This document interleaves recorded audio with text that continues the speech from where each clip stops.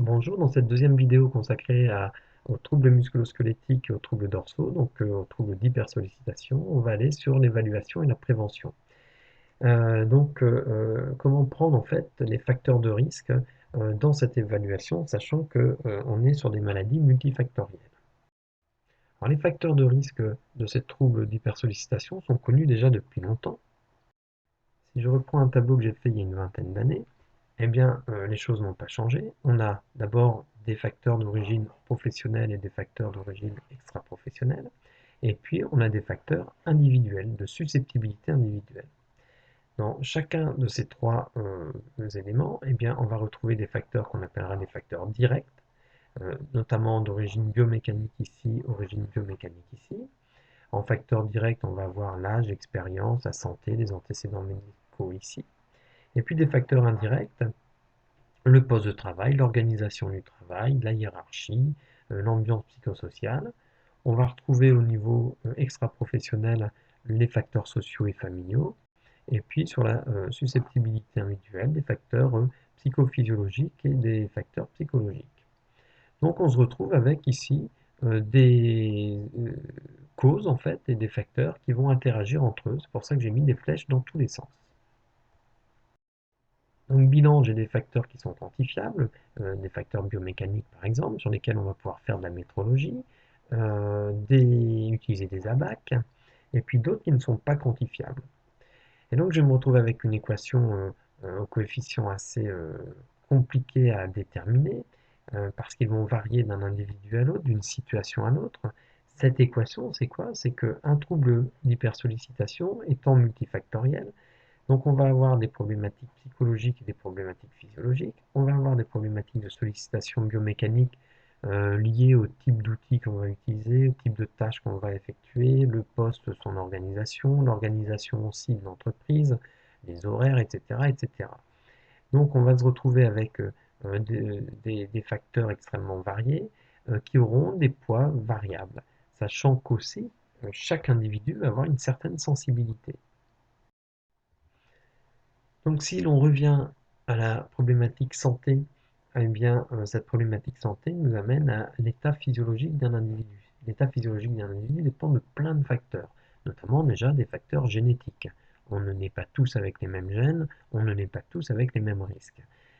Et puis ces risques évoluent en fonction de l'environnement dans lequel on a nous-mêmes évolué depuis notre enfance.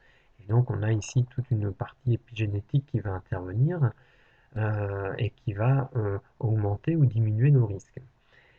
Avec des problématiques fortes sur la nutrition ayant un impact considérable sur l'état physiologique d'un individu, mais aussi les rythmes biologiques qui vont avoir aussi un impact considérable sur l'état physiologique d'un individu. Pensons par exemple au manque de sommeil, des problématiques de stress et de bien-être qui elles aussi vont interférer sur l'état physiologique d'un individu.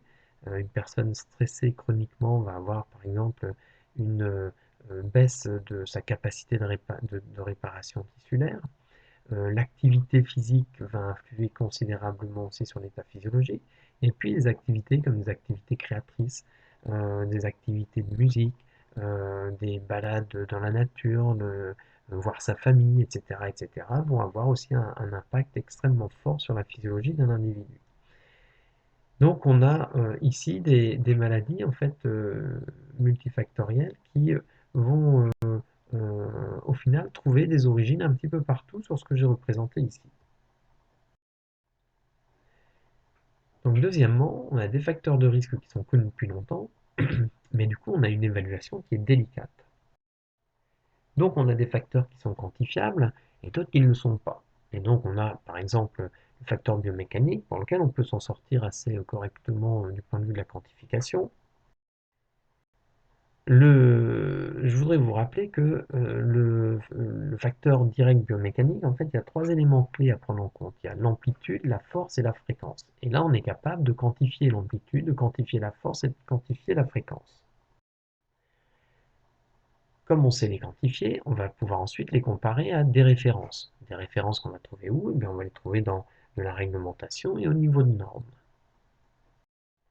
Par exemple, ici, pour l'amplitude, eh bien, on a ce genre de ressources, où on va voir ici que si l'on va régulièrement, si on a un opérateur qui va régulièrement dans cette zone rouge, il y a un risque supérieur de bursite, c'est-à-dire une inflammation de bourses séreuses qui permettent, je dirais, le bon glissement des éléments articulaires. On reviendra sur ces bourses séreuses ultérieurement. Ici, de la même manière, vous avez vu dans cette zone rouge, eh bien, il y a des augmentations de risque de tendinite. Pour la force, on est capable de comprendre en fait que la gestuelle va avoir son importance. Regardez ici 25 kg d'un côté, 25 kg de l'autre, et regardez ce que vont subir en fait nos disques intervertébraux. 60 kg dans cette posture, 375 kg dans cette posture-là, fois 5. Mon collègue physicien se fera un plaisir de vous faire la démonstration. En tout cas, ce que ça nous montre, c'est que il n'y a pas que l'objet qui va être à prendre en considération, mais bien la manière dont on va le soulever. Alors du coup, j'en profite pour vous donner une autre source documentaire, c'est le Code du travail numérique. Donc ici, je suis allé chercher des articles qui concernent notre problématique. Et dans ces articles, en fait, qu'est-ce qu'on y trouve? Ben, on va trouver des éléments chiffrés, vous voyez, des éléments chiffrés qui vont au final faire partie des références qui vont nous permettre d'évaluer notre risque. Donc ici, je vous ai mis un certain nombre d'articles que je vous demande de lire. Alors moi, je vais les passer, mais vous arrêterez la vidéo, vous prendrez votre support pour pouvoir les analyser un à un. Donc ici, le 45-41-9 qui va nous donner certains éléments chiffrés.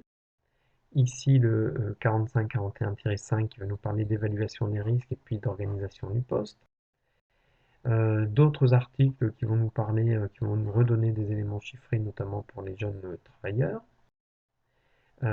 Et puis ici, des éléments sur les femmes enceintes et jeunes travailleurs de moins de 18 ans. Et puis il y a une norme AFNOR que vous pouvez trouver sur SagaWeb. Dans cette norme, en fait, on va trouver des valeurs seuil ergonomiques maximales acceptables. Euh, voilà, qui vous est donné, par exemple ici, 7,5 tonnes par jour par personne pour le soulevé porté. Donc moi, ce que je retiens, c'est que j'ai des éléments qui vont me permettre de me référer à des seuils qui me permettront au final d'évaluer mon risque. Par exemple, si je prends la BAC ici, pour une femme, si j'ai un objet de 10 kg, que j'ai un tonnage horaire manipulé de 0,25 tonnes, il n'y a pas de souci ici. Par contre, si j'ai un tonnage horaire de 1 tonne, eh bien là, je me trouve dans des conditions inacceptables. Autre abac intéressant, vous voyez ici, on prend trois critères. Femme-homme, premier critère, poids de la pièce, deuxième critère, et fréquence par heure, troisième critère. En fonction de ces trois critères, si je me retrouve par exemple ici, je suis dans la zone qu'on appelle la zone D, et cette zone D, c'est une zone avec manutention automatisée, puisqu'en fait ici, il y a vraiment un risque qui est extrêmement important. Si je me trouve dans la zone ici en B1, et bien en B1, c'est une manutention manuelle sans assistance, poste assis debout avec Rios, etc., etc. Donc vous voyez qu'ici, j'ai des éléments qui me permettent d'évaluer ma situation, et en plus, j'ai des éléments qui me permettent de proposer des solutions. Donc voilà pour la quantification de certains éléments biomécaniques. Maintenant, on peut qualifier l'effort. Qualifier l'effort avec des échelles de ce type-là, avec effort faible, effort moyen, effort important, et puis en fait, en fonction de certains paramètres observables sur l'individu, eh bien, on va pouvoir définir le niveau d'effort. Donc cet outil il a inspiré de l'ADCO. Vous pouvez retrouver cette problématique au niveau de l'INRS sur un site enfin une référence que je vous donnerai tout à l'heure pour aller plus loin sur cette problématique. Alors je vais maintenant vous présenter un exemple de cotation des facteurs directs. Donc ici vous avez un tableau avec une, deux, trois, quatre niveaux de cotation avec des couleurs différentes. Et puis, vous voyez, des problématiques différentes, manutention, poussée tirée, travail répétitif, travail lourd, vibration. Dans chaque zone, en fait, sont fournies des références. Par exemple, pour les vibrations, en fait, ce sont des références réglementaires qui sont ici. Et donc, ça va me permettre de me situer dans un niveau de risque, en fait, selon la couleur où je me situerai. Chose intéressante que j'ai trouvée ici, c'est par exemple sur le travail lourd, c'est la référence au pourcentage de fréquence cardiaque maximale. Vous pourrez retourner sur vos cours de physiologie sur cette problématique. Donc ici, sur les zones de risque lombalgie, j'ai une capacité d'évaluer le risque concernant les risques directs mécaniques ou, les éléments aggravants comme les vibrations. Et le reste, le reste, c'est le plus compliqué parce que pas mal de choses ne sont pas quantifiables, qu'il y a la problématique d'interférence vie privée, vie professionnelle. Et donc, en fait, on va se référer aux spécialistes, médecins du travail et des psychologues du travail, avec des entretiens individuels pour l'approche médicale. On a aussi des entretiens individuels intéressants à faire avec une approche HSE ou RH. Bien sûr, tout ce qui est analyse du contexte de l'entreprise et des postes de travail, sans oublier les facteurs aggravants, de prendre en compte les facteurs aggravants, c'est quelque chose qui va être essentiel aussi pour estimer notre risque. Et puis, ce que je vous montre ici, c'est qu'en fait, vu qu'il y a un grand nombre de facteurs de causalité, eh bien, on a une approche multifactorielle qui va être transdisciplinaire et qui va forcément être participative. Je vous cite ici le dossier troubles musculo-squelettiques de l'INRS qu'il est intéressant d'aller consulter, avec cependant quelques données qui sont obsolètes, notamment au niveau des chiffrages, mais ça vous permettra d'aller plus loin et il y a vraiment plein de choses chouettes à regarder. Dernier point, les éléments de prévention. Alors les éléments de prévention reposent sur ce que vous connaissez. L'ergonomie dit quoi? D'adapter le poste de travail à l'homme. Insister sur la formation et l'information. Une chose par contre qui est très importante là-dessus, c'est l'échauffement. On n'imaginerait pas un sportif ne pas s'échauffer avant une compétition. Eh bien, c'est le cas des travailleurs. Il y en a très peu qui s'échauffent et pourtant ce sont de véritables efforts sportifs qu'ils réalisent sur du long terme. Donc les échauffements, il faut absolument le faire. Et puis penser aux autres facteurs physiologiques, notamment facteurs stressants. Donc on va penser à l'organisation du travail, mais on peut penser aussi alors, allez faire travailler sur ce qu'on appelle la cohérence cardiaque, qui sont quelques exercices respiratoires qui permettent de diminuer le niveau de stress. Vous pouvez aller regarder ça sur Internet, vous verrez, c'est très intéressant et pas compliqué à mettre en place. Travailler aussi sur tout ce qui est sommeil et chronobiologie. Ça va de la sensibilisation au changement de rythme du travail à la mise en place de micro-siestes. Il y a des entreprises qui le font, ça peut porter un sourire, mais ça a des impacts extrêmement importants et extrêmement intéressants sur les opérateurs et sur la qualité du travail. Travailler sur la nutrition avec la restauration collective, mais aussi la sensibilisation. N'oublie pas que ce que l'on apprend à l'entreprise, on le ramène chez soi. Et au final, l'entreprise en bénéficie si on le ramène chez soi, parce qu'on est en meilleure santé. Et donc tout cela contribue à limiter le vieillissement tissulaire. Alors pour pouvoir faire de la prévention, il faut donc d'abord avoir mobilisé les ressources, donc s'accorder pour agir ensemble. Il faut avoir évalué le risque et puis identifier le niveau de risque, donc faire ces investigations. Il faut ensuite mettre en œuvre une maîtrise de risque, transformer la situation de travail et puis évaluer, non plus le risque ici, mais l'efficacité des mesures mises en œuvre. Alors, on va agir sur quoi? On va agir sur la dimension organisationnelle. Je vous laisse lire ces articles-là. On va agir sur la dimension technique. Je vous laisse lire cette page-là aussi. On va agir sur la dimension humaine. Et je vous demanderai aussi d'aller lire attentivement les recommandations de la CNAM-TS, avec 11 recommandations qui vont permettre justement d'améliorer la situation dans les entreprises. Alors, 3 éléments de communication. Le premier, regardez, ça vous concerne, regardez la disposition de votre poste de travail par rapport à ce qui serait nécessaire. Le second, je le trouve intéressant parce qu'il distingue hommes et femmes avec différentes zones, épaules, coudes, mains ballantes et différentes charges en fonction des situations. Et le troisième, il m'intéresse particulièrement parce qu'il est assez précurseur.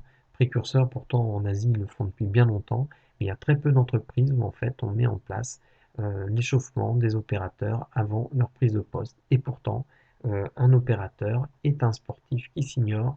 Il faut absolument s'échauffer pour limiter les blessures et limiter les troubles musculo-squelettiques et troubles dorsaux. Puis des choses que je voudrais que vous n'oubliez pas. N'oubliez pas que les piliers de la santé, c'est dormir, manger, se dépenser, souffler. Et donc, si ce sont les piliers de la santé, il faut bien entendu que notre travail respecte ces 4 piliers de la santé. N'oubliez pas aussi que le spécialiste de la santé, c'est le médecin. C'est le médecin entouré de professions paramédicales, chacune dans leur domaine bien entendu. Et faites attention aux gens qui dérivent, à des gens qui vont vous faire des questionnaires de santé et qui ne sont pas médecins. Un questionnaire de santé se fait par un médecin. Un coach n'est pas à la fois un préparateur sportif, un psy, un médecin, un kiné, un ostéopathe, un nutritionniste, un pharmacien. Quelqu'un qui se prétend compétent dans tous ces domaines, attention, il y a forcément arnaque.